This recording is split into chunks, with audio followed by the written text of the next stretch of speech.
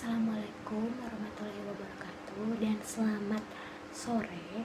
Perkenalkan, nama saya Felicitas. Saya mahasiswi dari Sekolah Tinggi Ilmu Kesehatan Yogyakarta. Di sini saya akan menjelaskan tentang bagaimana kebersihan perineal. Saya ambil contoh dari menstruasi yang terjadi pada anak SMP dan anak SMA. Di sini ada manajemen kebersihan menstruasi. Itu pengelolaan kebersihan dan kesehatan pada saat perempuan mengalami menstruasi. Dampak jika kebersihan menstruasi tidak dikelola dengan baik itu ada dampak terhadap itu seperti mengganti pembalut, terus tuh fasilitas seperti toilet, obat nyeri ataupun tempat sampahnya gitu ya untuk membuang pembalut ini. Terus tuh dampak terhadap partisipasi sosial, banyak kepercayaan yang biasa masyarakat membuat perempuan membatasi aktivitasnya. Kemudian dampak yang selanjutnya ini terhadap lingkungan, tidak tersedianya tempat untuk pembalut ya, kayak membuang pembalut bekas gitu. Nah, di sini kemudian ada menstruasi dan siklus menstruasi. Perempuan kan mengalami menstruasi karena ia memiliki sistem reproduksi yang terdiri atas indung telur, sel telur, tuba falopi, rahim, serviks, leher rahim, dan vagina. Ketika perempuan memasuki masa pubertas, yakni sekitar usia 10-15 tahun, organ ini mulai siap untuk proses kehamilan apabila mengalami pembuahan. Nah, ini mula-mula hormon estrogen pada tubuh perempuan akan meningkat dan membuat lapisan rahim tubuh dan menebal. Lapisan dinding rahim tempat tertanamnya embrio atau calon janin bayi. Jika kehamilan terjadi pada saat bersama ketika lapisan dinding rahim tumbuh, sel telur di salah satu indung telur ovarium mulai matang. Sel matang, sel telur akan meninggalkan ovarium dan menuju rahim melalui tuba falopi, kemudian dibuahi oleh sperma dan menempel pada dinding rahim. Kemudian seorang perempuan itu akan hamil. Namun jika sel telur yang sudah matang ini tidak dibuahi, ia akan pecah kemudian luruh bersama lapisan dinding rahim yang tadinya menebal. Nah, menjadi tempat berkumpulnya darah. Kemudian lapisan dinding rahim bersama sel telur tidak dibuahi akan keluar dari tubuh melalui rahim, kemudian vagina. Proses inilah yang disebut menstruasi. Nah, karena berhubungan dengan siklus reproduksi perempuan, maka menstruasi merupakan hal yang normal dan bukan penyakit. Ini menandakan kondisi perempuan yang sehat dan tumbuh berkembang. Kemudian siklus menstruasi ada berapa dan berlangsung berapa lama? Di sini tuh ada hari pertama sampai ke-7 menstruasi. Kemudian 8 sampai 11 itu dinding rahim menebal dan sel telur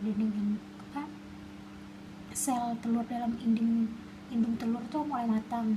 Kemudian hari ke-12 sampai 15 ovulasi. Ovulasi itu apa? Ovulasi itu sel telur matang meninggalkan indung telur dan menuju rahim melalui tuba falopi.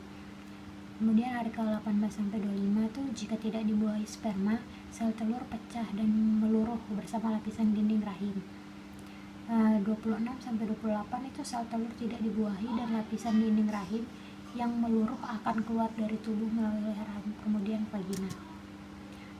Terus itu di sini seluruh proses dari matangnya sel hingga sel telur hingga luruhnya sel telur ketika tidak dibuahi atau tidak terjadi kehamilan akan berlangsung setiap bulan. Jadi kita tuh kayak menstruasi itu setiap bulan, bukan setiap hari ya. Jadi tuh saat menstruasi datang tiap bulan secara teratur, ini disebut siklus menstruasi.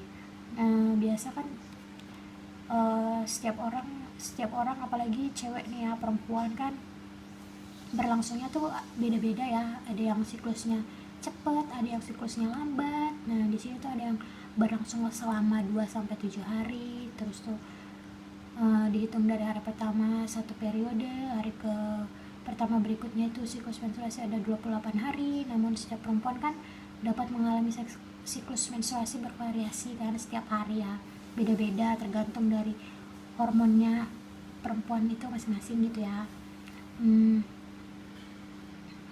Kemudian di sini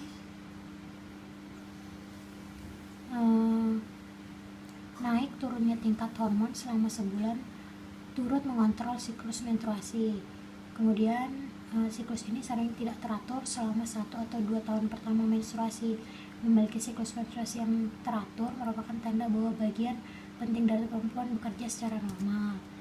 Kemudian menarche itu apa sih? Menarche itu istilah yang digunakan pada waktu pertama kali anak perempuan mengalami menstruasi. Itu kemudian apakah anak perempuan yang sudah menstruasi bisa hamil? Jadi ya, perempuan yang sudah mengalami menstruasi dapat hamil jika melakukan hubungan seksual dengan laki-laki pada saat mengalami ovulasi. Ovulasi itu apa? Ovulasi itu matangnya sel telur, sehingga informasi yang benar dan tepat diperlukan para remaja perempuan dan laki-laki adalah untuk mencegah kehamilan dan tidak melakukan hal-hal yang tidak diinginkan. Kemudian berapa kali dalam sehari pembalut harus diganti? Setiap 4-5 jam sekali, dan bisa lebih sering apabila darah keluar banyak gitu ya. Apalagi kan kita cewek nih, kita tahu kan misalnya kita nih kurang nyaman nih, berarti kita harus gantilah